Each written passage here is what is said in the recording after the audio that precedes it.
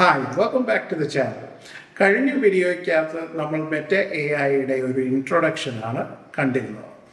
ഇന്ന് ഞാൻ Meta A ഐൻ്റെ ഒരു ഇമ്പോർട്ടൻറ്റ് ഫീച്ചറാണ് നിങ്ങളെ കാണിക്കാൻ പോകുന്നത്. മെറ്റ എ ഐക്കകത്ത് നമുക്ക് പിക്ചേഴ്സ് അല്ലെങ്കിൽ പടങ്ങൾ ഡെവലപ്പ് ചെയ്യാൻ പറ്റും. അത് കമ്പ്യൂട്ടറിൽ എങ്ങനെയാണ് ഡെവലപ്പ് ചെയ്യുന്നതെന്നുള്ള ഒരു പ്രോസസ്സാണ് ഞാൻ കാണിക്കാൻ പോകുന്നത്. ഇത് കമ്പ്യൂട്ടറിൽ ചെയ്യുന്നതിൻ്റെ കാര്യം എന്താണെന്ന് ചോദിച്ചാൽ, നമുക്ക് കമ്പ്യൂട്ടറിൽ മെറ്റ എ ഐ ഉപയോഗിച്ച് പിക്ചേഴ്സ് ഡെവലപ്പ് ചെയ്യുകയാണെങ്കിൽ നമ്മൾ ആ പ്രോംപ്റ്റ് എൻറ്റർ ചെയ്യുമ്പോൾ തന്നെ നമുക്കിതിൻ്റെ ഔട്ട്പുട്ട് പ്രീവ്യൂ ചെയ്തുകൊണ്ട് നമുക്ക് പ്രോംപ്റ്റ് റിഫൈൻ ചെയ്യാൻ പറ്റും.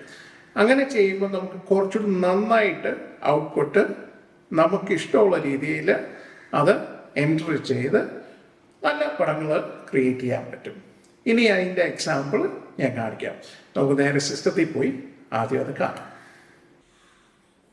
ഓക്കെ, ഇപ്പോൾ ഞാൻ ബ്രൗസർ ഓപ്പൺ ചെയ്ത് വെച്ചിട്ടുണ്ട്.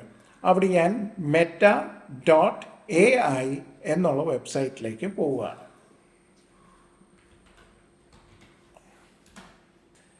ഇപ്പോൾ ഞാൻ ഈ ടെക്സ്റ്റ് ബോക്സിൽ ഇമാജിൻ എന്ന് പറഞ്ഞൊരു കമാൻഡ് കൊടുക്കുകയാണ്. /imagine അങ്ങനെ കൊടുത്താൽ മെറ്റ എ ഐ ഉണ്ടാക്കുന്ന പിക്ചേഴ്സ് നമ്മൾ ലൈവായിട്ട് കാണിച്ചുകൊണ്ടിരിക്കും.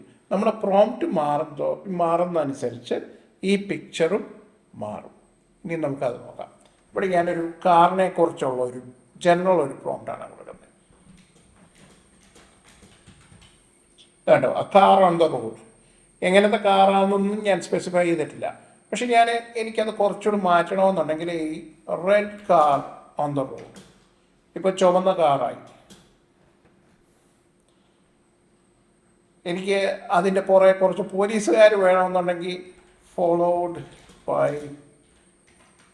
ബൈ ദ പോലീസ് എന്ന് കൊടുത്തു കഴിഞ്ഞാൽ ഇപ്പോൾ കാണുന്ന പോലീസുകാരുടെ വണ്ടിയും വന്നിട്ടുണ്ട്.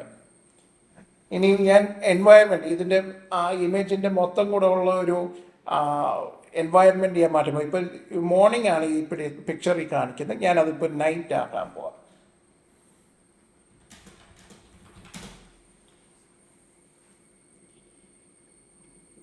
ഇപ്പോൾ അത് നൈറ്റായി.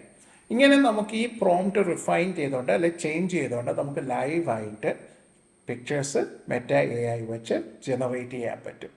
ഇതിലാകെയുള്ള ഒരു കുഴപ്പമെന്ന് പറഞ്ഞു കഴിഞ്ഞാൽ എപ്പോഴും കറക്റ്റ് ഔട്ട്പുട്ട് കിട്ടണമെന്നില്ല. നമ്മൾ ആ പ്രോംപ്റ്റ് ഇച്ചിരി അങ്ങോട്ടും ഇങ്ങോട്ടൊക്കെ മാറ്റി ഒന്ന് എക്സ്പെരിമെൻറ്റ് ചെയ്താലേ മാത്രം കറക്റ്റ്, അല്ലെങ്കിൽ ഒരു ഏകദേശം കറക്റ്റ് ഔട്ട്പുട്ട് കിട്ടുകയുള്ളൂ.